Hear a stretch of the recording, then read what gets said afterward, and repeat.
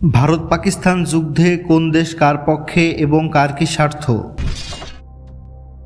বিশেষজ্ঞরা বলছে, যদি পাকিস্তান ভারত যুদ্ধ হয় তাহলে তার প্রভাব শুধু উপমহাদেশে সীমাবদ্ধ থাকবে না, এটি পুরো এশিয়া এমনকি বিশ্বের অর্থনীতি, নিরাপত্তা ও কূটনৈতিক সমীকরণে প্রচণ্ড প্রভাব ফেলবে। পাকিস্তানের সবচেয়ে বড় মিত্র চীন, এছাড়াও চীন ভারতের সাথেও সীমান্ত যুদ্ধে জড়িত, তাই কৌশলগতভাবে পাকিস্তানের পক্ষে কূটনৈতিক সমর্থন দিবেন চীন।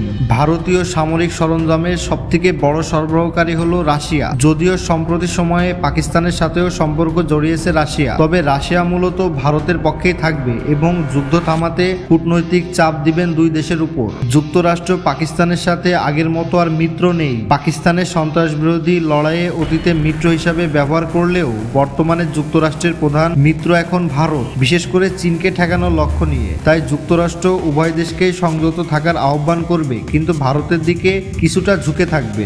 জাপান প্রধানত অর্থনৈতিক স্বার্থ নিয়ে চিন্তিত থাকবে, কারণ দক্ষিণ এশিয়ার জাপানের যেমন বিনিয়োগ রয়েছে তেমন ভারতকে কৌশলগত মিত্র হিসেবে দেখে জাপান।